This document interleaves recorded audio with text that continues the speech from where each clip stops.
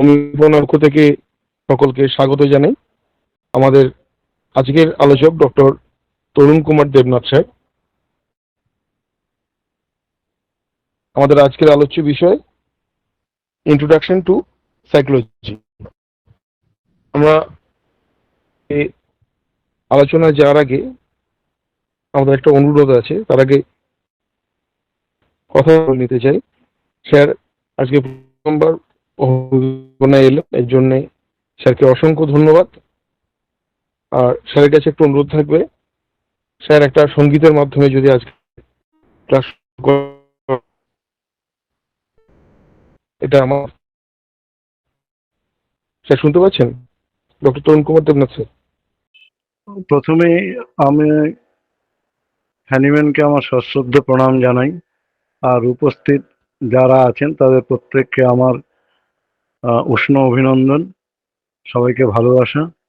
আজকে আমাকে উদ্যোক্তারা একটি গানের মাধ্যম দিয়ে শুরু করতে বলেছেন, গানের মধ্য দিয়ে আমি গানটা শোনাচ্ছি। আমি জানি না আমার মাইক্রোফোন ডিস্টার্ব করছে কিনা, যাই হোক আমি শুরু করছি।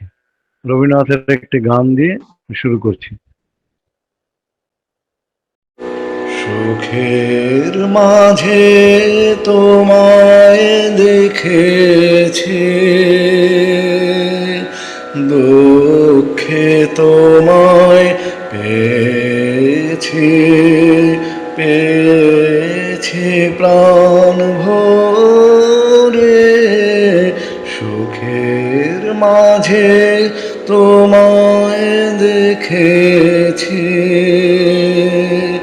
হারিয়ে তোমায় গোপন রেখেছি, আবার হারাই মিলন ঘরে। সুখের মাঝে তোমায় দেখেছি,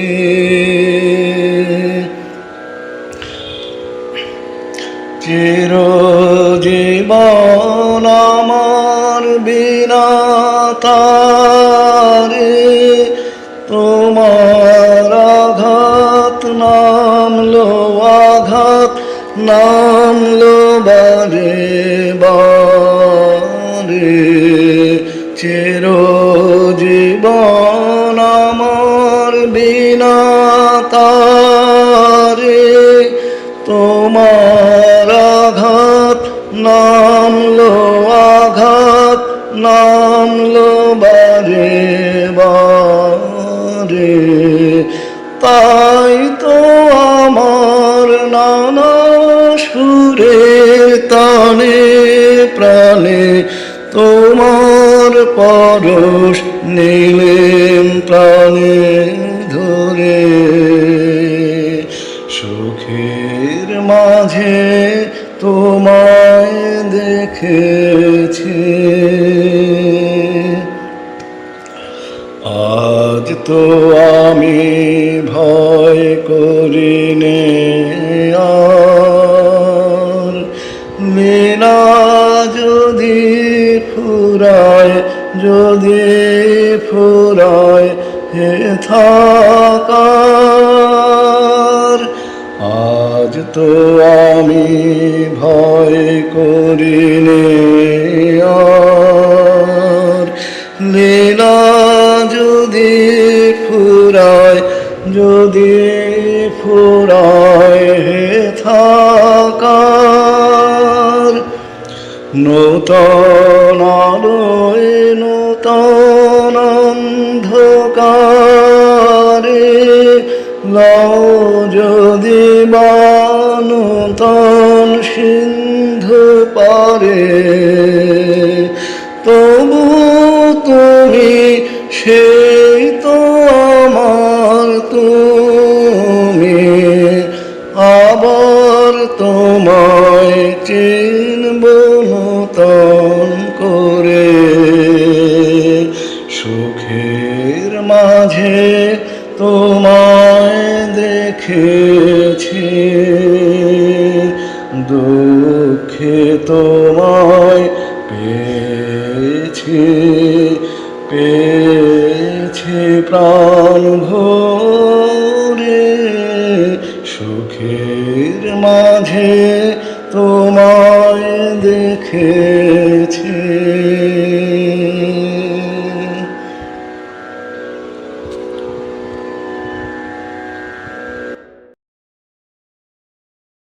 স্যারের এই গানটি আমরা শুনতে পারলাম। স্যার একজন প্রফেশনাল গায়ক, যার জন্য আমরা চাইছিলাম স্যার পরিবেশন করুক। যাই হোক, আমাদের আজকে যে সঙ্গীতটি হলো সে সম্পর্কে যদি কেউ কিছু বলতে চান। হ্যালো, হ্যাঁ, গান অনেক সুন্দর হয়েছে, অনেক একদম মনোমুগ্ধকর। আর রবীন্দ্রসঙ্গীত এমনিতে সুন্দর, আর ওনার গায়কী ঢঙ্গে গানটা খুবই উপভোগ করেছি। Thank you so much. ধন্যবাদ। সুশীল ঘোষ স্যার। হ্যাঁ, খুব সুন্দর হয়েছে। তরুণদার গান তো অনেকবার শুনেছি, খুব ভালো। হ্যাঁ, ভালো ভালো, ধন্যবাদ। স্যারকে অনেক অনেক ধন্যবাদ এবং কৃতজ্ঞতা আমাদের অনুরোধে একটি সুন্দর সঙ্গীত উপহার দেওয়ার জন্য। আমরা স্যারকে মূল আলোচনা করার জন্য অনুরোধ করছি। আজকের আলোচনার যে বিষয়টি, ইন্ট্রোডাকশন টু সাইকোলজি, স্যারকে অনুরোধ করছি আজকের আলোচনাটা করার জন্য। সবাইকে আবার শুভেচ্ছা জানিয়ে আমি ইন্ট্রোডাকশন টু সাইকোলজি শুরু করছি। প্রথমে আমি দু একটা কথা একটু বলে নিই। সেটা হলো এই যে সাইকোলজি সম্বন্ধে আমাদের সবার ধারণাটা কেমন, সেটা তো আমার জানা নেই। আর আমার যতদূর মনে হয় সাইকোলজি সম্বন্ধে অনেকেরই ধারণা খুব অস্পষ্ট।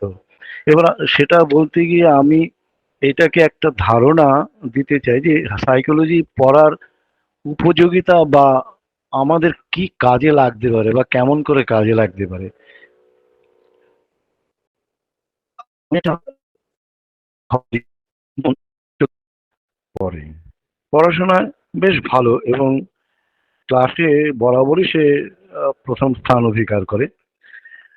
এবার দেখা গেল পরীক্ষার আগের দিন তার হাতে ট্রেন এবং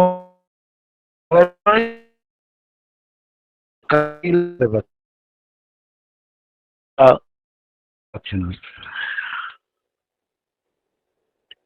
এবার পরের দিন তো পরীক্ষা, কি করে দেবে? কারণ আঙুল, ডান হাতের বুড়ো আঙুল খুব প্রয়োজনীয় একটা আঙুল, যেটা কলম ধরার জন্য খুব প্রয়োজনীয়। ধরতে পারছে না, আঙুল দিয়ে কিছুতেই ধরতে পারছে না। ডাক্তার দেখিয়ে পরীক্ষা নিরীক্ষা করানো হলো। দেখা গেল ওই বিশেষ বুড়ো আঙুলটার মাংসপেশি বা নার্ভের কোনো সমস্যা নেই, তবু প্যারালাইসিস। এই প্যারালাইসিস হওয়ার ফলে সে ওই আঙুলটা দিয়ে কোনো কাজ করতে আর সক্ষম নয়। গেল, পরীক্ষা আর দেয়া হলো না। এরপর সে একজন সাইকিয়াট্রিস্টের কাছে তার বাড়ির লোকজন নিয়ে গেল, যেহেতু জেনারেল মেডিকেল কোনো সমস্যা পাওয়া যাচ্ছে না। তো এবার দেখা গেল সাইকিয়াট্রিস্ট যেটা বার করেছেন আর কি, দেখা গেল নানান কারণে মেয়েটির যে পরীক্ষা দেবে তার প্রস্তুতি ভালো মতো হয়নি। পরীক্ষার আগে কয়েক মাস যাবৎ বাড়িতে বিয়ে এবং আরো কিছু অনুষ্ঠান নিয়ে বেশ হইচই ছিল, পড়াশোনা নিয়মিত করতে পারেনি। পরীক্ষার অল্প কদিন আগে মেয়েটি বুঝলো এবার সে কিছুতেই তার প্রথম স্থান রাখতে পারবে না, কারণ পড়াশোনা ভালো তৈরি হয়নি তো। এখন যত চেষ্টাই সে করুক না কেন, অ্যাংজাইটিতে প্রায় সে বিমূঢ় হয়ে পড়ল। মানসিক ভারসাম্য বজায় রাখা বেশ কঠিন হয়ে পড়ল, কারণ সে বরাবর ভালো রেজাল্ট করে এসেছে। পরীক্ষায় না বসলে পারার তার কোনো সঙ্গত কারণ তো দেখানো যায় না। কি কারণ দেখাবে? যদি বলে বা আমার প্রিপারেশন হয়নি, পাড়ার লোক, বাড়ির লোক সবাই তাকে একটু নেক নজরে দেখবে।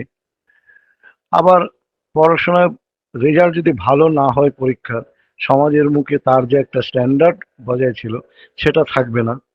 এই দ্বন্দ্ব আর মানসিক দুরূহ অবস্থার সমাধান ঘটিয়ে দিল তার আনকনসাস মাইন্ড। কি করলো না, মেয়েটির অজ্ঞাতসারেই তার মানসিক দুরবস্থা রূপান্তরিত হয়ে গেল শারীরিক অক্ষমতায়। ডান হাতের বুড়ো আঙুলে প্যারালাইসিস হয় পরীক্ষায় বসা আর পরীক্ষায় খারাপ ফল হওয়ার মতো, সে সেই ক্রাইসিস থেকে সে মুক্তি পেল। সমস্যার আসল সমাধান, অর্থাৎ পরীক্ষায় প্রথম স্থান পাওয়া না গেলেও মুখটা তো রক্ষে হলো। কেউ তার জন্য তাকে দোষারোপ করতে পারলো না, ইভেন বাড়ির বাবা মাও না। মেয়েটি কিন্তু ইচ্ছে করে কিছুই সে করেনি। এটা রোগের ভানও নয়, এটা অ্যাকচুয়ালি রোগ। এর নাম হিস্টেরিয়া। হিস্টেরিয়া যখন শারীরিক লক্ষণ হিসাবে প্রকাশ পায়, মনে করুন এটা আরেকটা লক্ষণ হিসেবে প্রকাশ পেতে পারে, আমি একটু পরে একটা উদাহরণ দেব। শারীরিক লক্ষণ হিসেবে যখন প্রকাশ পায় তখন তাকে বলে কনভার্সন হিস্টেরিয়া। মেয়েটির যেটা হয়েছে সেটা হলো কনভার্সন হিস্টেরিয়া। আমাদের জেনারেলি যদি এই সম্বন্ধে আমাদের একদমই ধারণা না থাকে, এটাকে আমরা নানান কিছু কেস হিস্ট্রি দেবো, ওই করব সেই করব। আসল দেখা গেল তার মনের মধ্যে একটা প্রচন্ড স্ট্রেস, সে স্ট্রেসটাকে আমাদের মন অজ্ঞাতসারে একটা এমন রূপান্তরিত ঘটনা ঘটিয়ে দিল যেটাতে মেয়েটার এই যাত্রাটা সে নিষ্কৃতি পেয়ে গেল। এটাকে বলে কনভার্সন হিস্টেরিয়া। এটা অনেক সময় আমি বলেছি দুটো ফর্মে হয়। একটা হয় মানসিক ফর্মে, মানসিক চিন্তাটাই মানসিক ফর্মে যদি চলে যায় বা রূপান্তরিত হয়, তাকে তখন বলে ডিসোসিয়েটিভ হিস্টেরিয়া। এই ডিসোসিয়েটিভ হিস্টেরিয়ার একটা উদাহরণ থাকে, আসলে বাড়ির কতগুলো ব্যাপারে তার বাইরে থেকে কিছু ধার নিতে হয়েছে, কিছু বা অন্য কোনো জায়গা থেকে তাকে লোন নিতে হয়েছে, বাড়িতে অশান্তি, বাড়ির অন্যান্য ফ্যামিলিদের মধ্যে মনোমালিন্য হয়েছে। একদিন হঠাৎ দেখা গেল তাকে আর খুঁজে পাওয়া যাচ্ছে না। অনেক চেষ্টা করে দেখা গেল, খোঁজ খোঁজ খোঁজ, থানায় খবর দেওয়া হলো, পুলিশে যা বিভিন্ন জায়গায় বিভিন্ন সংস্থাগুলোতে জানানো হলো, আত্মীয় স্বজনের বাড়িতে খোঁজ নিয়ে দেখা গেল যে না, সে সেখানেও যায়নি। কিন্তু লোকটা হলোটা কি, গেল কোথায়? এইরকম মাস যায়, বছর যায়, দেখা গেল একদিন তার সেই লোককে, সেই মাস্টারমশাইকে যারা চেনেন, তারা একদিন রাজস্থানে বেড়াতে গিয়ে দেখেন যে সেইখানের একটা জায়গায় কিছু বাচ্চা নিয়ে তিনি অঙ্ক করাচ্ছেন। বেশ মজা। ভাবুন কি হয়েছে তার। সে কি ইচ্ছে করে এটা করলো এই টাকাগুলো ফেরত না দেওয়ার জন্য? একদমই না। সেটা না, একদমই না। এই যে মনের মধ্যে তার চাপ, মনের মধ্যে যে তার একটা আশঙ্কা, কি করে কি করে- কি করে, প্রচুর চাপ মধ্যে সেই যে একটা স্ট্রেসটা অন্য মানসিক ফর্মে, সে কিন্তু তার বর্তমান যে জগৎটা, বর্তমান যে ফ্যামিলি বা বর্তমান যে পরিবেশ, সেটা ভুলে গেল, ভুলে দিয়েছে তার অবচেতন মস্তিষ্ক। দিলে কি হলো, সে কিন্তু অঙ্কটা ভুলে যায়নি। মজার ব্যাপার হলো এইটা, সে কিন্তু অঙ্কটা ভুলে যায়নি। এটাকে বলে অ্যামনেস্টিক ফুগে বা ডিসোসিয়েটিভ হিস্টেরিয়া। বোঝা গেল?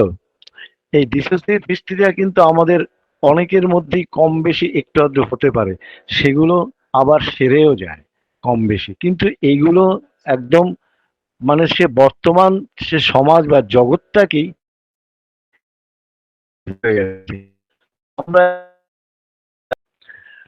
আরবের একটি জায়গাতে তার এক রাজার এক ছেলে, হঠাৎ করে সে 19-20 বছর বয়স, তার হঠাৎ করেই মনে হলো যে আমি একটি বাছুর।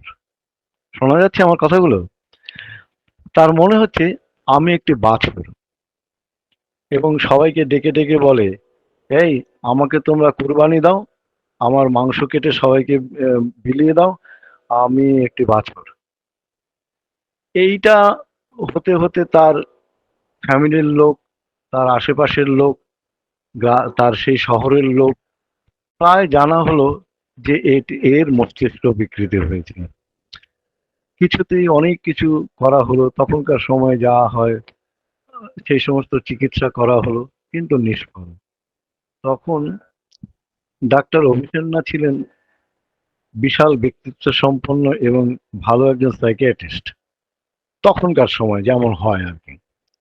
তাকে যখন বলা হলো, বললো ঘটনাটা কি, তখন ঘটনাটা তাকে বলা হলো যে রাজার ছেলে 19-20 বছর বয়স, সে নিজেকে গরু মনে করছে এবং তাকে জবাই করে তার মাংস সবাইকে বিলিয়ে দেওয়ার জন্য। বললো ও আচ্ছা এই ব্যাপার, তা ঠিক আছে, গিয়ে তাকে বলো যে কসাই আসছে, তোমাকে জবাই করবে আর তোমার মাংস এই কথা বা তাকে বলা হলো সেই ছেলেটিকে। তা ছেলেটি তো বেশ তৈরি হয়ে রয়েছে যে আমাকে জবাই দেবে। অভিসেন্না একটা বিশাল তরবারি নিয়ে যখন তার ঘরে ঢুকলো, বললো কোথায় সেই বাছুরটি, তাকে ডাকে আনো, দেখি তাকে জবাই করে এখন মাংস বিলি করা হবে। সে মিনমিন করে ঘরে কোণ থেকে বলছে এই যে আমি এখানে। তখন তাকে দেখে বলছে এইরকম রোগা পাতলা গরু, একে কি জবাই করবে, এর মাংসই কতটুকু পাওয়া যাবে, না না না না, একটু স্বাস্থ্যবানটা না হলে একে একে দিয়ে কিছু করা হবে না। রোগীর মনে কিন্তু এটা ঢুকলো। তার পরের দিন থেকে সে খাওয়া দাওয়া শুরু করলো। অভিসন্না চলে গেলেন, যেই খাওয়া দাওয়া শুরু করলো এবং খেতে খেতে খেতে খেতে তার স্বাস্থ্য ভালো হলো।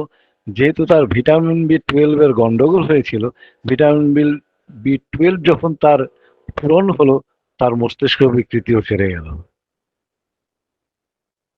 আমরা অনেক ক্ষেত্রে অভিসন্না কিন্তু কিছুই তেমন করেননি, শুধু একটি কথা বলেছেন যে এত রোগা, এত জীর্ণকায় একটা বাছুরকে দিয়ে কোনো মাংস পাওয়া যায় নাকি। ব্যাস, তার মনে এটা ভীষণভাবে আলোড়ন তৈরি করেছে। ডাক্তারদের কাজই হওয়া উচিত, ডাক্তারদের সবসময় ওষুধ দেওয়াটা কাজ নয়, সমস্যা বোঝা এবং সমস্যার গভীরে গিয়ে তার সমাধান করা, এটাও ডাক্তারের কাজ। এবার এর সাইকোলজির অঙ্ক করবো, সাইকোলজি তার ইন্টারেস্টটা কি, ইন্টারেস্টিং জিনিস।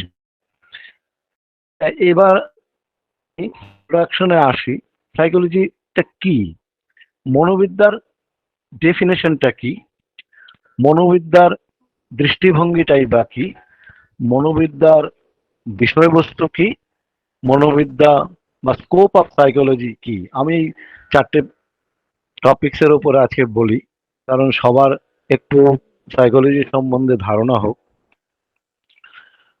সাইকোলজি বলতে কি বোঝায়, হোয়াট ইজ সাইকোলজি।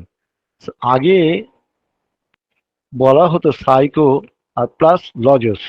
সাইকো অর্থাৎ আত্মা বা মন, আর লজস, লজি মানে বিদ্যা।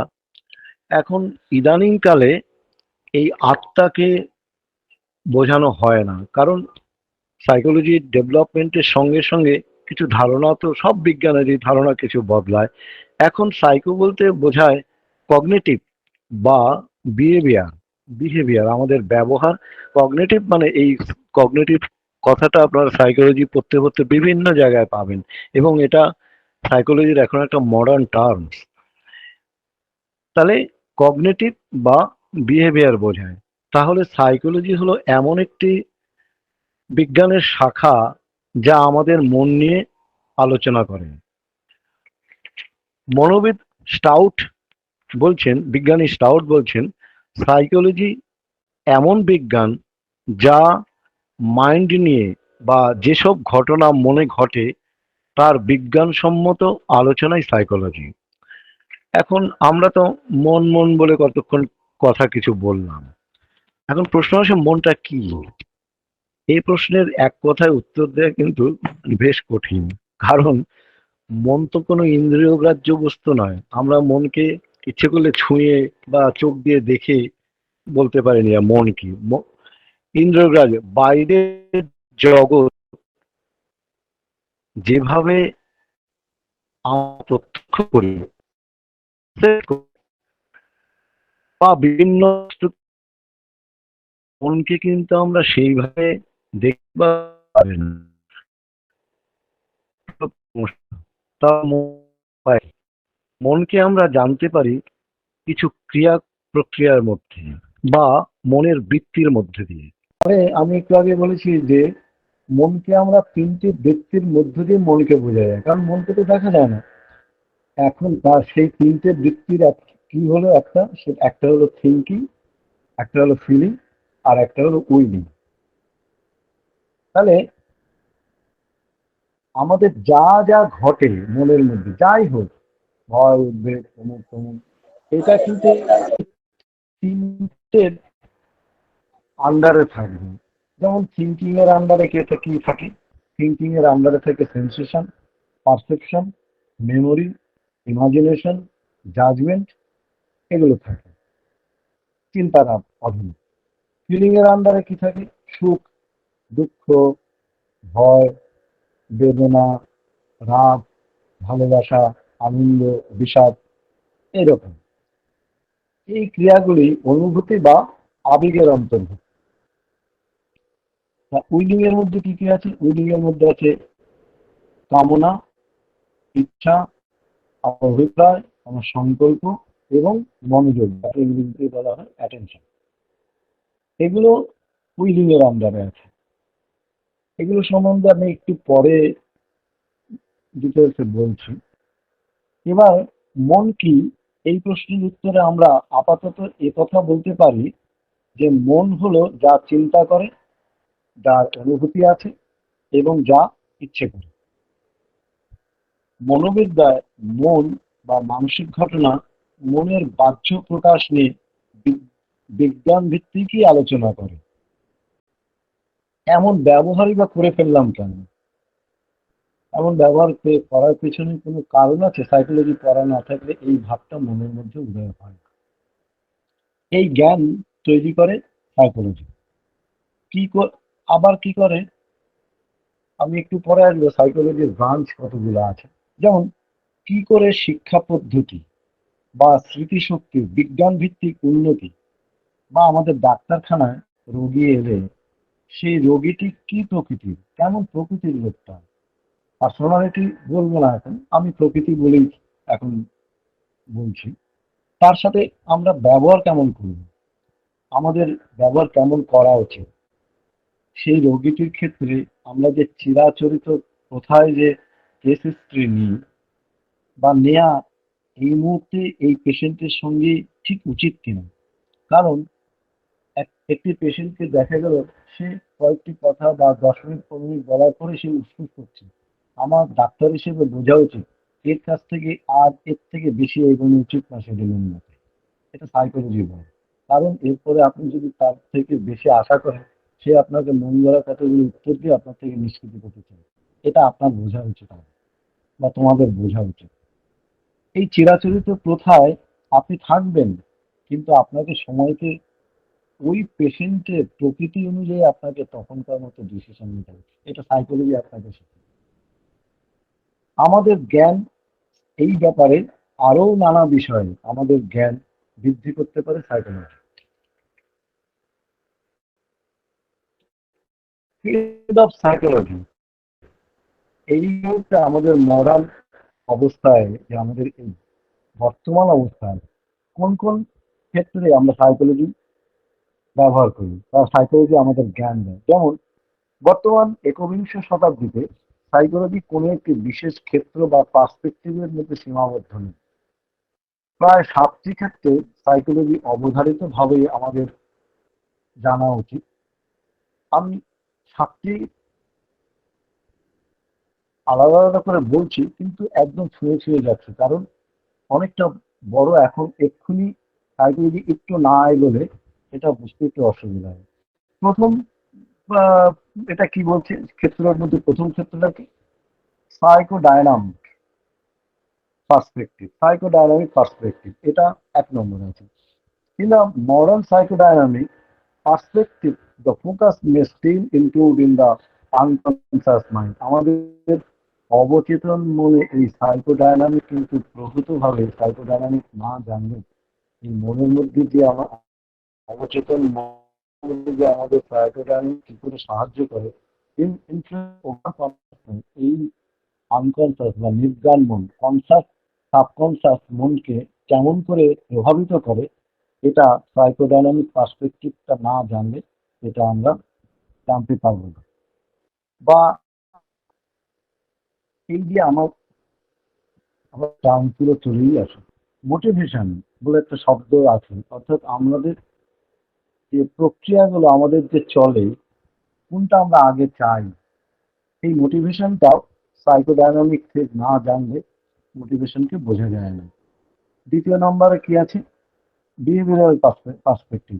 মানুষ কেমন করে ব্যবহার করে, কেন এমন একটু আগেই বলেছেন, কেমন সে ব্যবহার করে, এই ব্যবহারের কারণটা কি, এই ব্যবহার আমাদের সমাজের উপরে কিরকম প্রভাব বিস্তার করে, সে তার ব্যক্তিগত জীবন বা ইন্টারপার্সোনাল যে রিলেশন তার উপরে কিভাবে প্রভাবিত হয়। তৃতীয় আসে কি? Humanistic perspective. আমরা এটাকে সাইকোলজি থার্ড ফোর্স, অর্থাৎ প্রয়োজনীয় জিনিস in the psychology. Humanism was really a reaction to both psychoanalytic and the theory of behaviour. আগের দুটো, আগের একটা এবং পরে যেটা বললাম সাইকোঅ্যানালিটিক এবং বিহেভিয়ার, এটাতে কি করে, এই হিউম্যানিস্টিক ব্যাপারটা সম্পূর্ণ তার নিজস্ব। কেন? যে একটা মানুষ তার নিজস্ব একটা মুক্ত চিন্তা আছে, মুক্ত স্বাধীনতা আছে। স্বাধীনতা, সে স্বাধীনতার মধ্যে স্বাধীন, সে স্বাধীনতার মধ্য থেকে কি অন্যের স্বাধীনতা হরণ করছে, না নিজের স্বাধীনতা যেটা অপব্যবহার করছে, যে নিজস্ব কোথায় যে তার হিউম্যানিস্টিকের মধ্যে আমরা ব্যবহার করি এবং পরে আমরা সেটা নিয়ে আলোচনা এলাবোরেট ডিসকাশন করতে পারবো। আরেকটা আছে কি, হিউম্যানিস্টিকের মধ্যে একটা স্ট্রাইভ বা সে কি বলবো, সে যেহেতু তোমরা এর আগে এটা করানো হয়নি, সেলফ অ্যাকচুয়ালাইজেশনের মধ্যে তার কি হয়, অ্যাকচুয়ালাইজেশনের মধ্যে সে তার নিজের যে একটা যে মানুষ হিসেবে সমাজে তার একটা কিছু দেওয়ার বা সমাজের মধ্যে দাঁড়াবার তার যে একটা স্পৃহা আছে, এটাকে বলে সেলফ অ্যাকচুয়ালাইজেশন। এই সেলফ অ্যাকচুয়ালাইজেশন কয়েকটা ধাপ আছে।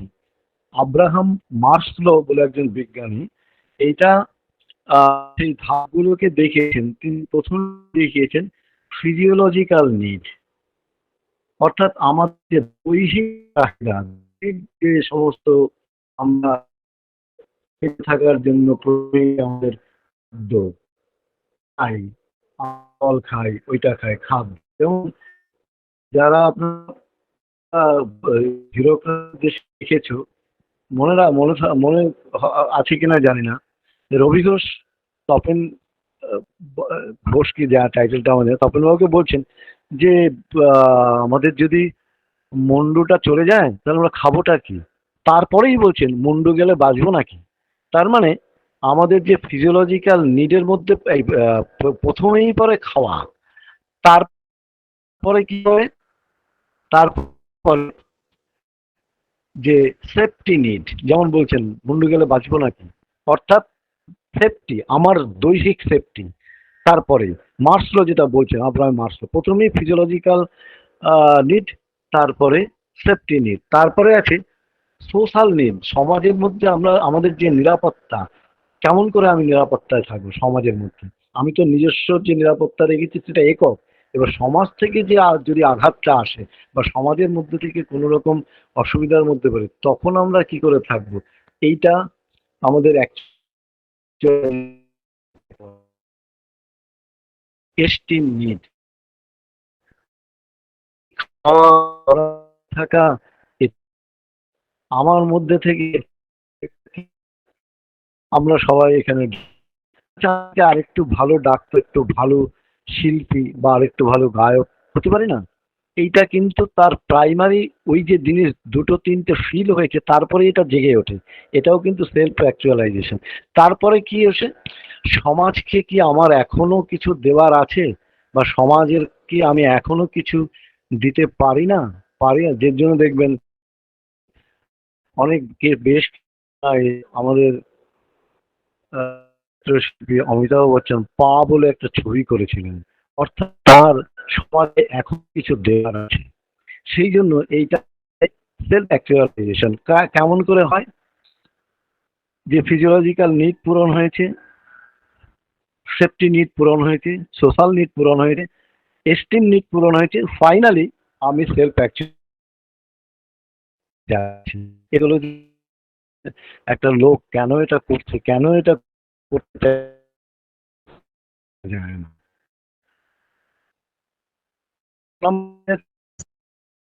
পার্সপেক্টিভ, কগনিটিভ পার্সপেক্টিভটা which focus on how people think, আমরা কি করে চিন্তা করি, কেমন করে চিন্তা রিমেম্বার এবং এরা মনে কি করে আমরা কিছু করতে পারি না, আমাদের মধ্যে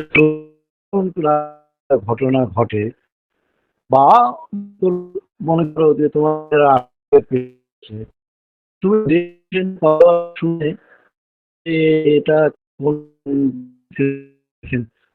তোমার স্টোরি বলে দিচ্ছি, ওই তুমি ভাবছো তার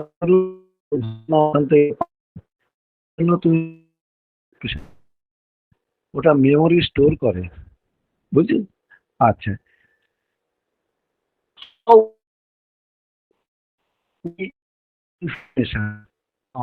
যে সংবাদগুলো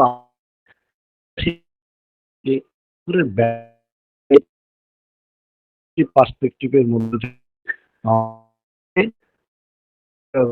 সমাধান, এইটা ধারণাটা কি, এই সায়েন্স কেমন ডেভেলপ কম্পিউটার গুড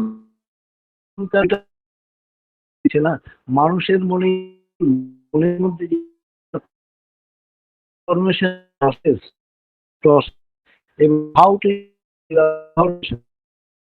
সম্পূর্ণ কম্পিউটার মডার্ন কম্পিউটারের যন্ত্রের মধ্যে উচিত আমাদের। এরপরে আছে socio culture perspective. This is the common with two area of study, social psychology, which is the group of social rule and rules, social customs, the action, relationship, and culture, the psychology, which is the study of cultural norms and expectations. Social culture আমাদের ডাক্তারদের অবশ্যই জানা উচিত। মনে করো তোমার কাছে একটি পেশেন্ট এসেছে সুদূর গ্রাম থেকে, তোমরা জানো কিনা জানি না, প্রত্যেক 12 কিলোমিটার দূরে আমাদের কিন্তু কালচার এবং ভাষার যে উচ্চারণ বদলে যায়। এইবার মনে করো তোমার কাছ থেকে, যেমন আমার কাছে একটি পেশেন্ট, একটি মেয়ে আসতো অনেক সুদূর গ্রাম থেকে, সে পিরিয়ডের কথাটাকে বলতে গিয়ে বলতো, ডাক্তারবাবু আমি ময়লা হই না। প্রথম কদিন বুঝতে আমার বেশ অসুবিধা হয়েছে। এই যে সোশিয়াল কালচার, তার মধ্যে থেকে সে কোন কথাটাকে কেমন করে বলে, তাদের সমাজের একটা রীতিনীতি আছে, সেই রীতিনীতিটা তোমার ক্ষেত্রে অসুবিধা হতে পারে কিন্তু ওর ক্ষেত্রে না, ওর ক্ষেত্রে কিন্তু এটা স্বাভাবিক। তুমি সেটাকে ডিজিজ পসিবল বলে লিখে নিলে, ভুল প্রেসক্রিপশন করে দিলে, ইট ইজ নট গ্রান্টেড। তোমাকে তার সোশিও কালচারটা জানতে হবে। ইভেন এটাও জানো বলি যে কিছু কিছু জাতিদের মধ্যে আছে, তাদের মধ্যে তুমি কোনো ব্যথার শব্দ খুঁজে পাবে না, কারণ তারা ব্যথাটাকে অত গুরুত্বই দেয় না। সমাজে চলতে গিয়ে তাদের মধ্যে এমন সব জিনিস তৈরি হয়ে রয়েছে, তারা আমরা যেমন সামান্য ব্যাপারে ও তমুক করে, ওরা তা করেই না, কারণ তাদের মধ্যে ব্যথার কোনো শব্দ নেই, ওরা ওইভাবেই বড়। এটা জানতে হবে। আরেকটা জিনিস মনে করো, আমাদের যে সোশিও কালচারটা জানবো কেন, মনে করো কোনো শ্রাদ্ধ বাড়িতে আমাদের বাড়ির কোনো মহিলা গেল, একটা লাল বেনারসি পরে, গায়ে তার প্রচুর অর্নামেন্ট, তার মানে তুমি বুঝতে পারছো যে এই কিন্তু যে কালচারের যে ব্যাপারটা, তার মধ্যে কোথাও কোনো একটা সমস্যা আছে। তুমি হয়তো কিছু বললে না, আবার দেখলে বড়রা সব গুরুজনরা খেতে বসেছে, তুমিও বসলে, তুমি হুপুস খেয়ে উঠে গেলে, কিন্তু আমাদের সমাজে একটা নর্মস আছে, বড়রা যতক্ষণ না খাবার থেকে ওঠে আমাদের ওঠার নিয়ম নেই। এটাকে যদি ব্রেক করো, কেউ কিছু বলবে না, কিন্তু তোমার সম্বন্ধে একটা ধারণা আসবে, সেই ধারণাটা কিন্তু খুব মধুর নয়। এটা সোশিও কালচারের মধ্যে থেকে। এবং আরো বলতে গেলে অনেক কিছু বলা যায়, অনেক সময় যাবে। আমি এখানে এটা শেষ করছি যে সোশিও কালচারটা এইভাবে আমাদের মনে রাখা উচিত যে পেশেন্টের বাস কোথায়, তার বাসের মধ্যে থেকে সে কিভাবে সে গ্রহণ বট আপ হয়েছে, সেই অনুযায়ী আমার চিকিৎসা পদ্ধতিটা চলবে বা আমাদের কেস হিস্ট্রিটা চলবে। দ্বিতীয়টা কিরকম, এই 6 নম্বর কি, বায়োসাইকোলজিক্যাল পার্সপেক্টিভ। খুব ইম্পর্টেন্ট, খুব খুব খুব ইম্পর্টেন্ট। কিরকম ইম্পর্টেন্ট, আমরা এটাকে প্রায় ভুলতেই বসে গেছি। The study of the biological base of behaviour and mental process is known as the physiological psychology. Physiological psychology, আমরা যে ফিজিওলজি পড়ি, সেই ফিজিওলজিক্যাল সাইকোলজি আমরা কেমন করে এটাকে মডার্ন ফিজিওলজি সাইকোলজিকে মডার্ন ভাষায় বলা হয় বিহেভিয়ারাল নিউরোসায়েন্স। খুব পরিচিত নামটা, এবার বোঝা যাচ্ছে যে এই বিহেভিয়ারাল নিউরোসায়েন্স এটাকে কিন্তু বেশ ভালো করে রপ্ত করা উচিত, যারা আমরা সাইকোলজির দৃষ্টিভঙ্গি দিয়ে বা মানসিক রোগকে বা আমাদের সব রোগের সঙ্গেই মানসিক যুক্ত থাকে, এবং সেটা সেই সম্বন্ধে আমাদের ফিজিওলজি কতটা ইম্পর্টেন্ট, এটা কি মেডিকেল লিগাল গ্রাউন্ড থেকেই হচ্ছে না শুধু মেন্টাল থেকেই হচ্ছে। যদি মেন্টাল থেকে হয় সেটাও ফিজিওলজি কতটা জায়গাটা অধিকার করে আছে। যেমন এটা একটা কিরকম যে physiological structure, physiological function, physiological development of the nerve কি করে, এটা একটা ক্লিয়ার এভিডেন্স দেবে তোমাকে, যা জেনেটিক্স প্লে করে। জেনেটিককেও তোমাকে ধারণা দিয়ে দেবে বায়োসাইকোলজিক্যাল পার্সপেক্টিভ, এটা তোমাকে একটা ধারণা দেবে। এইবারে এটার সম্বন্ধে এই ফিজিওলজিক্যাল পার্সপেক্টিভের সম্বন্ধে কিন্তু আমাদের শরীরের অনেকগুলো প্রসেস আছে, যেমন central nervous system, limbic system, cortical system, hormonal system. এগুলো কিন্তু আমাদের মানসিক লক্ষণগুলোর উপরে খুব প্রভূত প্রভাব বিস্তার করে। সেই সম্বন্ধে আমাদের ওয়াকিবহাল থাকা উচিত, এবং প্রেসক্রিপশনের ক্ষেত্রে সেইটা ভেবেই প্রেসক্রিপশন করা উচিত। যেমন আমি একটা উদাহরণ দিচ্ছি এর মধ্যে, যেহেতু তোমাদের এটা পড়ানো হয়নি যে সিজোফ্রেনিয়া, একটা এই ফিজিওলজিক্যাল যে জেনেটিক্স যে রোলটা প্লে করে, এটা কি হয়, বায়োফিজিক্যাল পার্সপেক্টিভটা না জানা থাকলে schizophrenia a mental disorder involving the delusion, অর্থাৎ false believe, delusion, hallucination, false perception. ঠিক আছে, তাহলে বোঝা গেল আমরা যে ডিলিউশন বলি আর যে হ্যালুসিনেশন বলি, দুটো কিন্তু আলাদা সোর্স থেকে হয় মাইন্ডে। মনে রেখো এটা, যে ডিলিউশনটা হয় তার থট প্রসেসের জন্য, আর হ্যালুসিনেশন হয় সেলফ পারসেপশনের ডিস্টরশনের জন্য। এটা হয় কি হয়, sensory impression in the externally distorted thinking.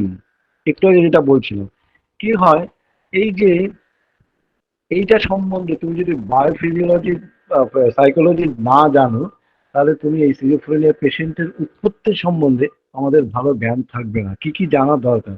আরেকটা এক্সাম্পল দিই, যেমন অ্যালজাইমার্স রোগ, প্রায়ই আমাদের চেম্বারে কিছু না কিছু ডিমেনশিয়া অ্যালজাইমার্স রোগ আসে কম বেশি। অ্যালজাইমার্স রোগ কিরকম করে আসে, যে another example of the progressive brain changes associated with the Alzheimer's disease May begin more than 20 years. Mind it, 20 বছর অ্যালজাইমার্স যবে প্রকাশ হয়, তার 20 বছর আগের থেকে তার তার শরীরে এই পরিবর্তন আসতে শুরু করে। অর্থাৎ সন্ধে প্রদীপ জ্বালানোর জন্য সকালবেলা সলতে পাকানো হয়, কথাটা খুব অ্যাপ্রোপ্রিয়েট। 20 বছর আগে থেকে। কেন, যে ওই প্রসেস শুরু আমাদের 20 বছর, এটা একটা আলাদা বলছি, 20 বছর যখনই বয়স হয় আমাদের প্রতিদিন কিন্তু 5,000 করে ব্রেন সেল মরে যেতে থাকে। তাহলে তাই যদি হয়, তারপরেও আমরা একটা মানুষ যারা মনের যত্ন নিই, তারা কিন্তু 80-90 বছর পর্যন্ত ইনট্যাক্ট মনকে ব্যবহার করতে পারে। তাহলে ঈশ্বর বলো, ভগবান বলো, যাই বলো, যে প্রকৃতি আমাদের মনের মধ্যে কত লক্ষ কোটি কোটি সেল দিয়ে দিয়েছেন যা আমরা ব্যবহার করতেই পারি না। তাহলে কি আর 20 বছর আগে থেকে অ্যালজাইমার্স রোগের সূত্রপাত হয়? সাইকোলজি জানা থাকলে তোমার এই চোখ কিন্তু অর্জুনকে জিজ্ঞেস করেছিল কি দেখছো, সে বলছে ভাস্কর্যের চোখ, আর আদার্স গুলো কি বলছে গাছ পাতা ওই ডালপালা অমুক তমুক, কিন্তু অর্জুন বলছে ওই চোখটা। তেমনি সাইকোলজি পড়লে ওই তোমার ওই চোখটা তৈরি হবে অ্যালজাইমার্স কোথার থেকে এই শুরু হচ্ছে কিনা। তাহলে ডিমেনশিয়াও হয়। তাহলে ডিমেনশিয়া আর অ্যালজাইমার্স এর তফাৎটা কি? অ্যালজাইমার্স এর পার্টিকুলার একটা জায়গাতে আর ডিমেনশিয়া জেনারেলাইজ।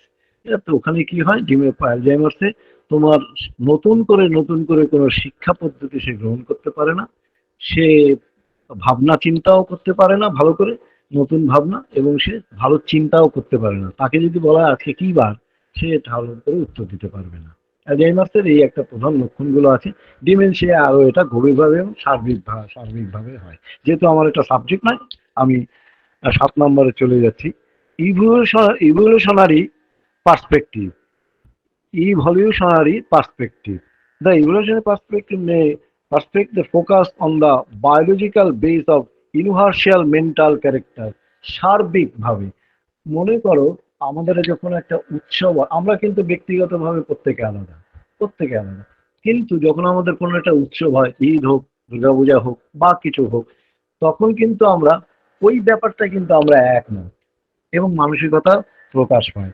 এই যে আহ, ব্যাপারগুলো এখানে কি হয়, আরেকটা কি হয় যে আমরা যখন আমাদের কোনো পাত্রী নির্বাচন করি বিয়ের জন্য বা পাত্র নির্বাচন করি, তখনও কিন্তু এই ইভলিউশনারি পার্সপেক্টিভটা আমাদের দেখার প্রয়োজন হয়। আরেকটা কি কি হয় দেখো, এই ইভলিউশনারিতে কি আরেকটা কি হয়, আমরা আমরা শুই ঘুমাই কেন, কারণটা কি, এটা এই ব্যাখ্যা করে। আরেকটা হয় অ্যাট্রাকটিভনেস। মনে করো কোনো একটা সুন্দরী মহিলা বা সুন্দর কোনো পুরুষ আমাদের মনে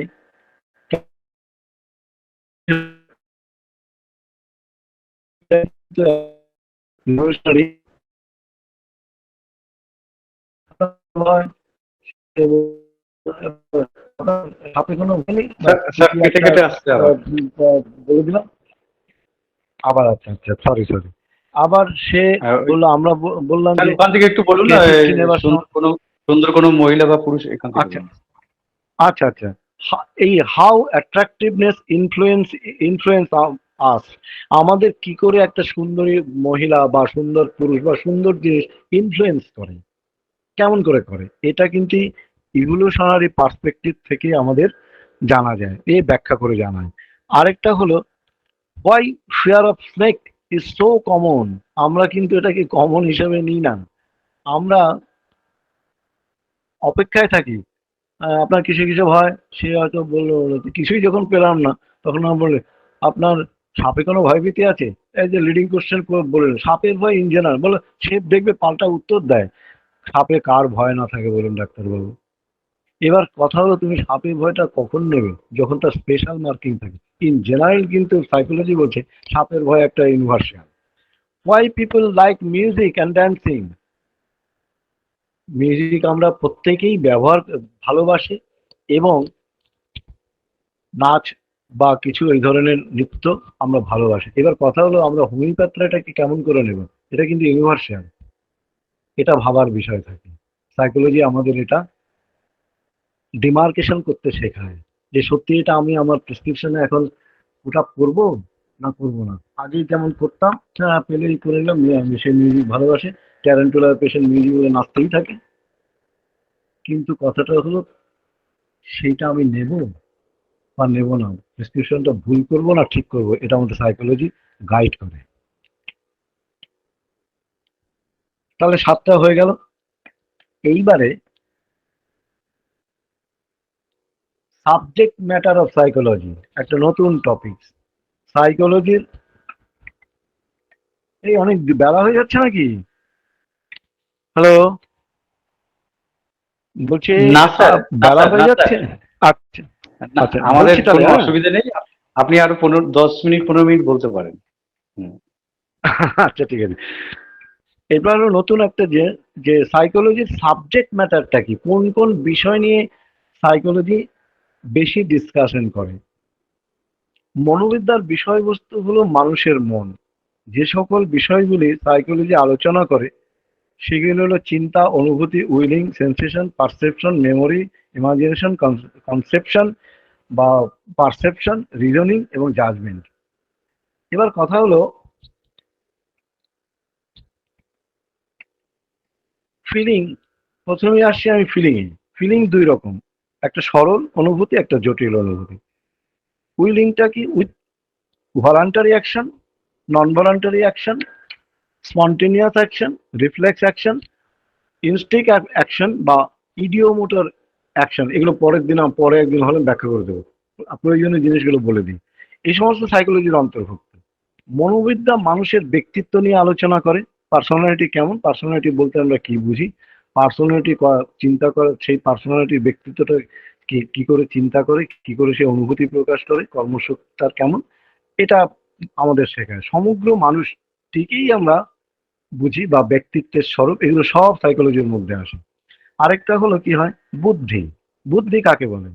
কি কি নিয়মে বুদ্ধির ক্রমবিকাশ হয়, বুদ্ধির পরিমাপ করা হয় কি করে, বুদ্ধি সম্পর্কে বিভিন্ন তথ্য, বুদ্ধির স্তরভেদ কি কি, এবং বা বুদ্ধির উন্নতি বা এগুলো করা যায় কিনা, বা বুদ্ধিকে আরো ডেভেলপমেন্ট করা যায় কিনা, বুদ্ধির সঙ্গে আমাদের আচরণ বৃত্তির কোনো সম্পর্ক আছে কিনা, এটা সাইকোলজি তোমাকে শেখাবে। আরেকটা কি, দেহ ও মনের নিবিড় সংযোগ।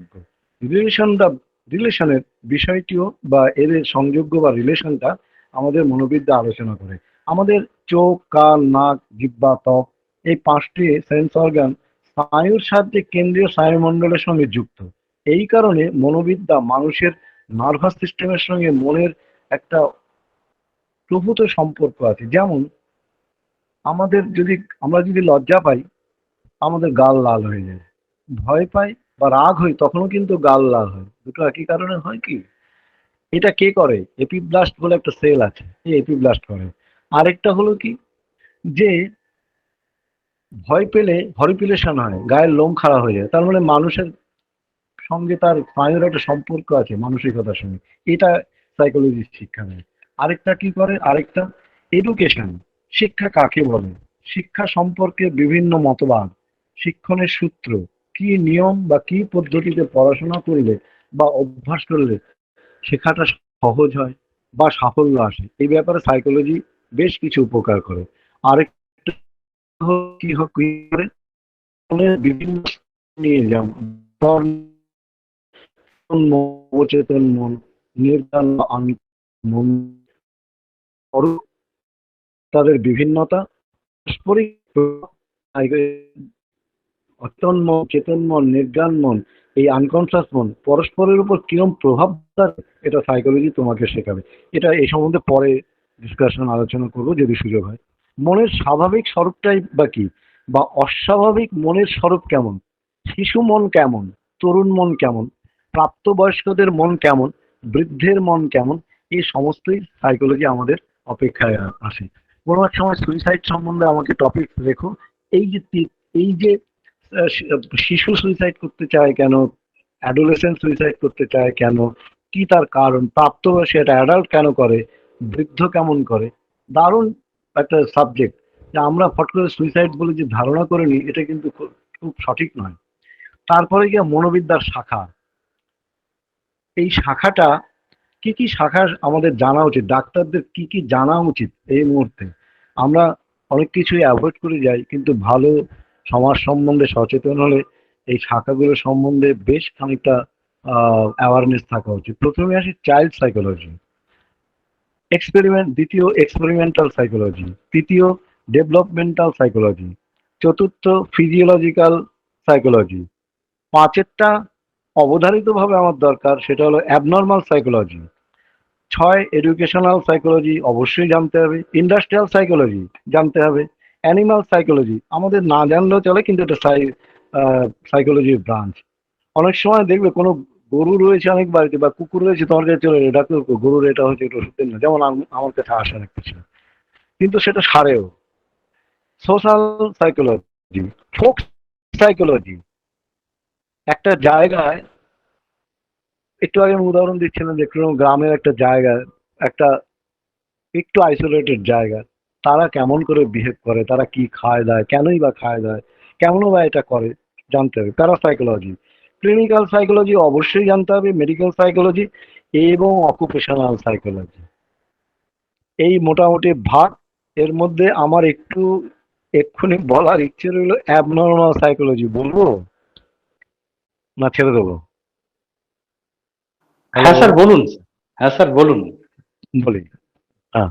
অ্যাবনর্মাল সাইকোলজিটা, যেহেতু আমরা ডাক্তার তো একটুখানি আভাস দিয়ে রাখি অ্যাবনর্মাল সাইকোলজিটা।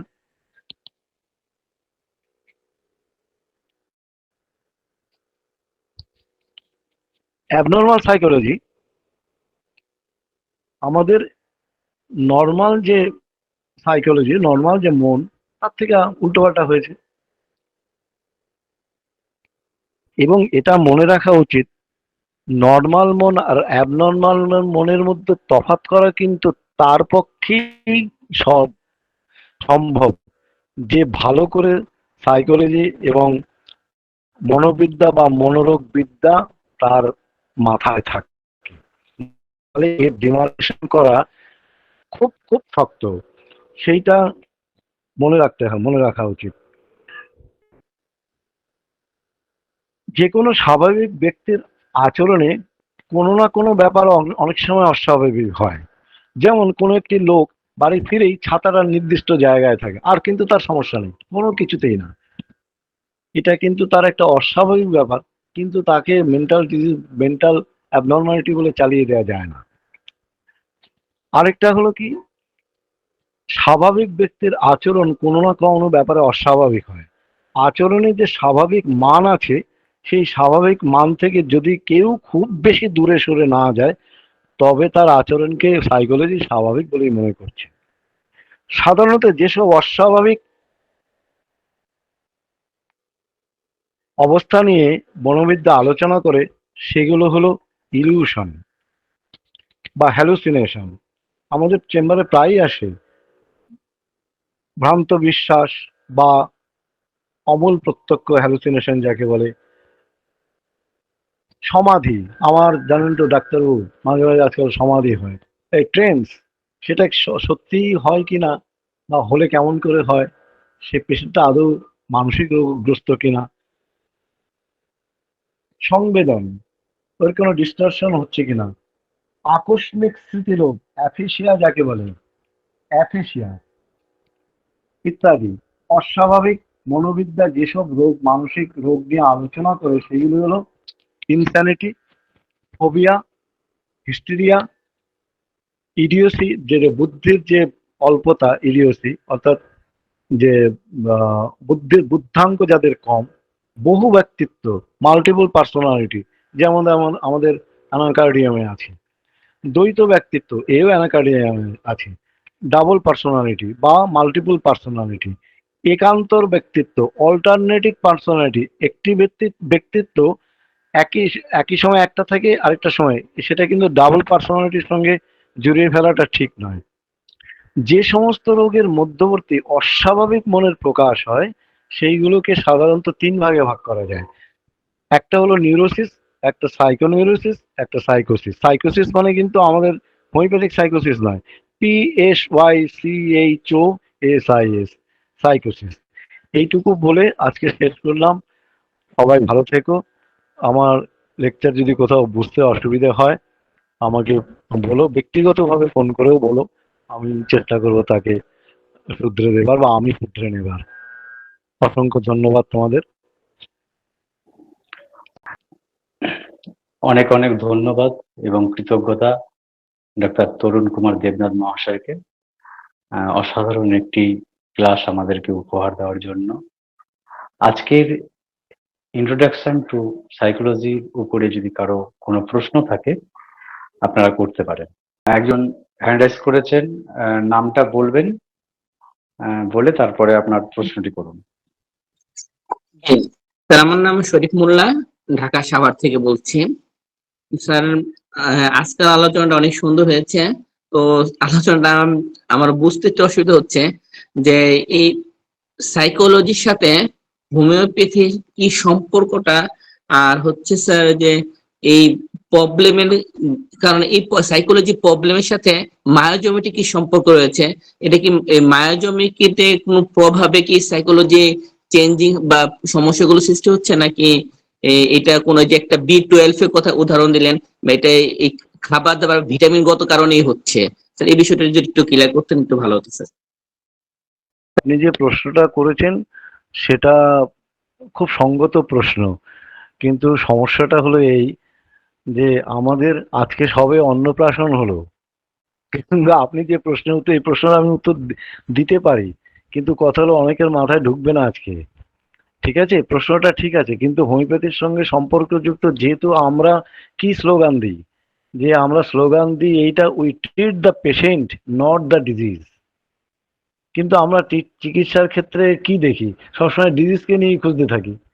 হ্যাঁ, ডিজিজকে নিয়ে খুঁজবো, কিন্তু কথা হলো এই স্লোগানটা আমরা দিই তো, যে we treat the patient not the disease. তাহলে দুটো তার মানে কি, পেশেন্ট একটা মানুষ, এতক্ষণ শুনেছেন যে একটা মানসিক দিক থেকে লোককে তার ব্যবহার এবং তার কগনিশন, তার চিন্তা, তার হাঁটা চলার কায়দা, তার উত্তর দেবার যে কায়দা, তার খাবার যে কায়দা, সব কিছু মিলিয়েই কিন্তু ব্যক্তি। এই ব্যক্তিটাকে আমরা চিকিৎসা করি।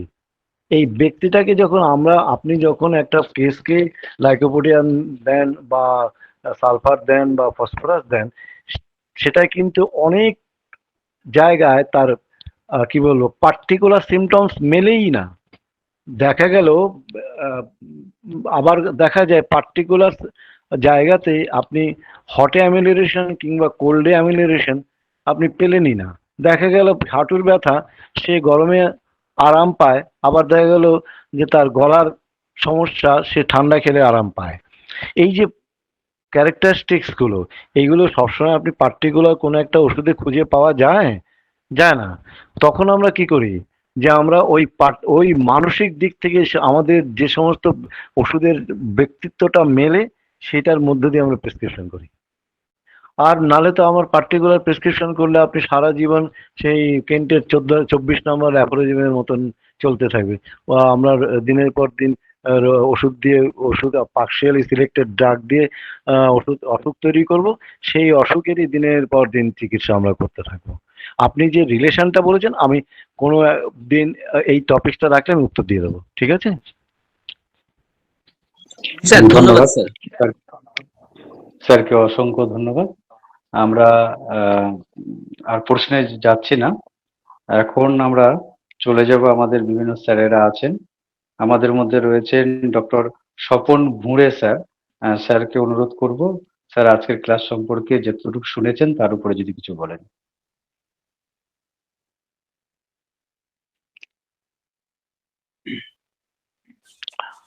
না, আলোচনা তো ভালোই হচ্ছে, তবে ঘটনা হলো যেটা সাইকোলজি, মনোবিজ্ঞান, মন নিয়ে আলোচনা। তো মনের তো ফিজিক্যাল এক্সিস্টেন্স নেই, তার আছে ম্যানিফেস্টেশন। সেই ম্যানিফেস্টেশন কিভাবে? তার আচরণের মধ্য দিয়ে। সেই জন্য যেটা বলা হয়ে থাকে যে psychology is the science of human and animal behavior. It includes the application of the science to human problem. তার মানে আচরণের বিজ্ঞান এটা, এবং সেই যেটা স্টাডি করবে সেটা আবার বাস্তবিক প্রয়োগ হবে আমাদের জীবনের বিভিন্ন সমস্যা সমাধানের ক্ষেত্রে। এইটি হচ্ছে মূল সাইকোলজির বিষয়। তো কারণ মনের যেহেতু ফিজিক্যাল এক্সিস্টেন্স নেই, কিন্তু তাকে ছোঁয়ার একটাই রাস্তা, তার বিহেভিয়ার। তার বিহেভিয়ার যদি আমরা স্টাডি করি তাহলে আমরা বুঝতে পারবো যে তার মনের অবস্থাটা কি। এবং যেটা কথা হলো যে এই যে মনের যে অ্যাক্টিভিটিসটা, সেটাকে তো অ্যাফেকশন, কোনেশন এন্ড কগনিশন এইভাবে ভাগ করা হয়েছে, সেটা ঠিক আছে, কিন্তু মূল কথা হচ্ছে এই যে সায়েন্স অফ বিহেভিয়ার, এইটা আমাদেরকে বুঝতে হবে। এবং সায়েন্স কেন এবং অন্য সায়েন্সের মতো এও কিন্তু অনেক কিছু মেজার করা যায়। সায়েন্সের একটা শর্ত হচ্ছে মেজার করা, এটাও করা যায়। যেমন আমাদের যে আইকিউ, এ তো মেজার করা যায়। তারপরে কে কখনো দুঃখিত হচ্ছে, কখনো তে উৎফুল্ল হচ্ছে, কোন সিচুয়েশন, সেই সিচুয়েশনে কেমন করে হচ্ছে, তার ফ্রিকোয়েন্সি ধরেও কিন্তু আমরা একটা মেজার করতে পারি। এবং এটা দেখা যায়, স্টাডি করে যে দেখা যায় যেটা প্রায় সকল ক্ষেত্রে মিলে যাবে। তবে হ্যাঁ, যেটা বলার কথা যে উম, মানুষের যে বিহেভিয়ার, তার কিন্তু আইডিয়াল মডেল নেই। তবু একটা জেনারেল আইডিয়া করা হয়, কারণ এভরি ম্যান ইজ ইউনিক। সুতরাং সেই অর্থে সাইকোলজি তো একটা সায়েন্স অফ অবজারভেশন।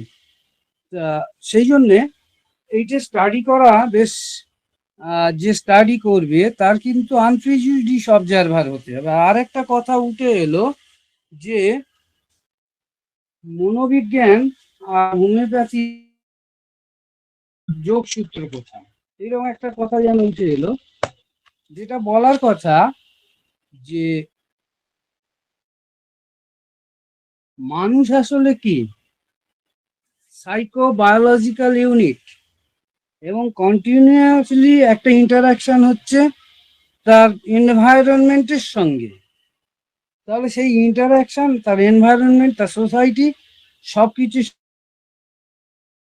এবং সে যে ব্যক্তি, তার যে এক্সিস্টেন্স এবং তার যে ফিজিওলজি, সবকিছু এই দুটোর ইন্টারাকশনের মধ্যে একটা হচ্ছে তার যে বায়োলজি এবং তার যে সাইকোলজি, দুটো মিলে সাইকো বায়োলজিক্যাল ইউনিট। আর আমরা যখন ট্রিট দ্য পেশেন্ট করি, তার তো হোল অ্যাজ এ হোল তাকে ট্রিট করি, তাহলে মাইন্ডকে তো বাদ দেওয়া যায় না। এইটুকু বললাম, অন্যরা বলুক, আমি শুনছি। ধন্যবাদ সবাইকে আমার কথা শোনার জন্য। অনেক অনেক ধন্যবাদ ডক্টর স্বপন ভুঁড়ে স্যারকে। সত্যি আমরা অনেক কিছু জানতে পারলাম। এরপরে আমরা চলে যাব, আমাদের আরো অনেক স্যারেরা আছেন। আমাদের মধ্যে আছেন গিরিধর বিশ্বাস স্যার। স্যার যদি সংক্ষেপে 1 মিনিটের মধ্যে স্যার আপনি যদি কিছু বলেন। খুব সংক্ষেপেই বলি, মানে আজকে এই যে সাইকোলজির ক্লাসগুলো অনুধাবন করতে গেলেও কিছুটা অনুধাবন করার মতো আমাদের একটু জ্ঞানগম্যি না থাকলে অনুধাবন করা যাবে না। তো অনেক কিছু ভাবনার বিষয় আছে, স্বপন অনেকটা বলে দিয়েছে, স্বপনকে ধন্যবাদ। তো এখন কথা হচ্ছে যে আমরা প্রতি মুহূর্তে লক্ষ্য করছি, মানে বর্তমান যে আমাদের দেশীয় ঘটনাগুলো দিয়ে আমরা লক্ষ্য করছি যে এটা এনভায়রনমেন্টের কথা যে স্বপন বলে গেল, মানে একটা রেস, একটা এলাকা, বা আমরা যদি অনেক সময় বলি একটা এলাকা, এমনকি বলা যায় একটা গ্রাম, সেই গ্রামের মানুষের যে শিক্ষা দীক্ষা, এইগুলোর ওপরও কিন্তু নির্ভর করে যে কোনটা তার মানে মানে তার যে মনের চরিত্রটা কিভাবে গড়ে উঠেছে, সেগুলো মনে করে যে আমরা আমাদের ভাবতে হবে। কারণ কথা হচ্ছে যে একটা গ্রামের মানুষ, সে সব সময় যে আমাদের যে একটা সুস্থ মানুষের চরিত্রটা কি হয়, সুস্থ মানুষের চরিত্রটা হয় যে সামনের দিকে এগিয়ে যাওয়া, কিন্তু পিছনের দিকে হাঁটার মানুষও অনেক জায়গায় আছে। তো সেইগুলো লক্ষ্য করে আশা করি স্যার এরপরে যখন, আজকে তো সবে অন্নপ্রাশন হলো, স্যার নিজেই বলেছেন, তো এরপরে যখন মানে পূর্ণবয়স্ক হবে আলোচনাগুলো, সেই আলোচনাগুলোর মধ্যে স্যার ঢুকবেন, এইটুকু আশা নিয়ে আমার বক্তব্য শেষ করছি। স্যারকে অনেক ধন্যবাদ। তার সাথে তো আলাপই হয়ে গেল ইয়েতে, একটা অনুষ্ঠানে এর আগে। খুব ভালো লাগলো, রাখছি এখানে। ধন্যবাদ গিরিধর বিশ্বাস স্যারকে। আমরা এরপরে চলে যাচ্ছি আমাদের শেষ বক্তা। আজকের ক্লাসের উপরে তিনি বলবেন, তারপরে আমরা ক্লাসটি শেষ করব। ডক্টর পার্থ প্রদীপ চৌধুরী স্যার। স্যার যদি আজকে ধন্যবাদ ধন্যবাদ ধন্যবাদ। আর তরুণ এবং আমাদের স্বপন সাইকোলজির উপর এদের বিশেষ পড়াশোনা আছে, স্পেশাল কিছু পড়াশোনা আছে আর কি, যেগুলো আমাদের অতটা নেই। তবে এই সাইকোলজি বা মনোবিজ্ঞান, এই বিহেভিয়ার যা কিছু কথা উঠে আসছে, এটা কিন্তু হোমিওপ্যাথির সাথে ভীষণ রিলেটেড। আর হোমিওপ্যাথির সাথে রিলেটেড হলেই মায়াজামের সাথে রিলেটেড। হ্যাঁ, তা বিষয় হচ্ছে যেমন গিরিধর স্যার যেমন বললেন আর কি, একটা বিভিন্ন কালচারের মধ্য থেকে যখন আসে বা যে পরিবেশের মধ্যে সে বড় হয়ে উঠছে, সেইখান থেকে তারা একটা ধারণা, একটা বিশ্বাস তাদের একটা গড়ে ওঠে। এবং যে সোশ্যাল ইন্টারাকশন, সেগুলোর সাথে তার যে মানে বহু কিছুই জড়িত থাকে। তার মধ্যে আমার মনে হয় একটা বড় পার্ট যেটা হচ্ছে এডুকেশন। এই এডুকেশনও কিন্তু মানুষকে অনেকটা পারফেকশনের দিকে এগিয়ে নিয়ে যায়। মানুষ, সুস্থ মানুষের আচরণ কেমন হবে আর অসুস্থ মানুষ কেমন বিহেভ করবে বিভিন্ন কন্ডিশনে, সেইগুলো আমাদের চর্চার বিষয় হবে। এবং সেইভাবে আমরা তার ম্যাথমেটিক রিলেশন এবং হোমিওপ্যাথিক ওষুধ সেইগুলোর সাথে তার সেট করার চেষ্টা করব। অবশ্যই এটা আমাদের খুব একটা উপযোগী হবে। তা তা মানুষের মন আমরা কতটুকু জানতে পারি বা পারবো, এটা যেমন যিনি অবজারভেশন করছেন তার সাথে এবং যিনি যাকে অবজারভেশন করছেন, সবটাই কিন্তু খুব একটা ধ্যান করার বিষয় আর কি। এইটা নিয়ে মেডিটেটও করতে হয়। আবার দেখা যায় ইনস্ট্যান্ট হয়তো বোঝা যাচ্ছে না, কিন্তু যে বিহেভিয়ারটা সে করলো এবং তার যে কি মানে, এইটা মেডিটেট করলে পারে কিন্তু পরবর্তীকালে হয়তো তার উত্তরটা আবার ধরাও পড়ে। তা সব সময়তে এই মোডাস অপারেন্ডি বা কেন সে এইরকম বিহেভিয়ার করছে, এইটা যদি শেষ সীমানায় আমরা পৌঁছাতে পারি, উত্তরটা যদি পাই, তাহলে সেটা আমাদের খুব কার্যকরী, চিকিৎসার ক্ষেত্রে খুব কার্যকরী ভূমিকা নিতে পারে। কারণ হোমিওপ্যাথি চিকিৎসাটা তো এই যেরকম বডি এবং মাইন্ড এবং মেন্টাল সিমটমস গুলোর আবার ভাগটাগও আছে, আমরা সেগুলো জানি, সকলেই একটু একটু জানি নিশ্চয়ই। তা সেগুলো আমাদের ওষুধ সিলেকশন করতে ভীষণ কার্যকরী ভূমিকা নেয়। আসলে চিরজীবনের একটা নেচার, এবং তারপরে সে যখন অসুস্থ হয়, একটা দৈহিক অসুস্থতা বা একটা ট্রমার মধ্যে থেকে যখন যায়, সেই সময় সে কিরকম আচরণ করে আমরা দেখি আর কি। যে হয়তো খুব শান্তশিষ্ট স্বভাবের লোক, কিন্তু সে একটা অসুস্থকালীন অবস্থায় হয়তো দেখা গেল সে খুব হিংস্র হয়ে উঠলো, বা একটা আচরণগতটা সে যেরকম ভাবে দেখতে অভ্যস্ত তার বিপরীতধর্মী কোনো একটা আচরণ করে ফেললো। এসব বিভিন্ন রকমের আছে, আমরা নিশ্চয়ই পরবর্তী পাঠে এইগুলো আরো বিস্তারিতভাবে শুনবো এবং শিখবো। সকলকে ধন্যবাদ। এবং সর্বশেষে আমার কথাটা কতটা শোনা গেছে জানি না, কারণ নেটের খুব সমস্যা হয়তো আমার। সকলকে ধন্যবাদ জানাই, স্পেশালি তরুণ, স্বপন, নবীন, আমাদের গিরিধর বিশ্বাস স্যার এবং আজকে যারা উপস্থিত রয়েছেন সকলকে ধন্যবাদ জানাচ্ছি। এইটুকু বলে রাখি এখনকার মতন।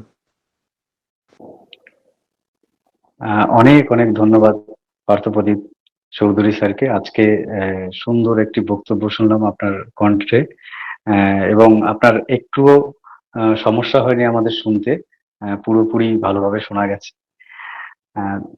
ভালো থাকবেন স্যার। আর আমাদের যে আজকের আলোচক স্যার ডাক্তার তরুণ কুমার দেবনাথ স্যার, যদিও একজন হ্যান্ড রেজ করেছেন, কিন্তু এখন কোনো প্রশ্ন নেওয়া যাবে না, কারণ আমাদের প্রশ্নের পর্ব শেষ হয়ে গেছে, আমাদের সময় অতিবাহিত হয়েছে। আমরা ঠিক সময় মতো শুরু করতে চাই এবং ঠিক সময় মতো শেষ করতে চাই, আপনারা যদি সহযোগিতা করেন। হ্যাঁ স্যার, ভালো স্যার। স্যার আমি কিছু প্রশ্ন করছি না স্যার, আমি বলছিলাম যে ক্লাসটা খুব সুন্দর ছিল এবং খুব মনোযোগ দিতে হতো, কিন্তু অনেক বিঘ্ন ঘটেছে আর কি, মানে স্পষ্ট শোনা যায়নি, এটুকু সমস্যার কথাটা বললাম স্যার। হ্যাঁ হ্যাঁ, আপনি আপনি ধন্যবাদ স্যার। ঠিক ঠিক ঠিকই বলেছেন। কিছু কিছু জায়গায় সমস্যা হয়েছে, সেগুলো আমরা যখন ইন্টারনেটে দেব তখন আপনারা দেখে নেবেন ইউটিউব থেকে। যাই হোক, ভালো থাকবেন। আমরা আবার বলছি, আমাদের আজকের আলোচক ডক্টর তরুণ কুমার দেবনাথ অসাধারণ একটি ক্লাস আমাদেরকে উপহার দিলেন। স্যারকে অসংখ্য অসংখ্য ধন্যবাদ এবং কৃতজ্ঞতা জানাই। এতক্ষণ ধরে যারা আমাদের এখানে আপনারা ছিলেন তাদের প্রত্যেককেই অসংখ্য ধন্যবাদ এবং কৃতজ্ঞতা জানিয়ে আজকের ক্লাসটি আমরা অফিসিয়ালি এখানেই শেষ করছি। সকলে ভালো থাকবেন, ভালো রাখবেন, হোমিও উদ্দীপনার সঙ্গে যুক্ত থাকবেন। সকলকে ধন্যবাদ।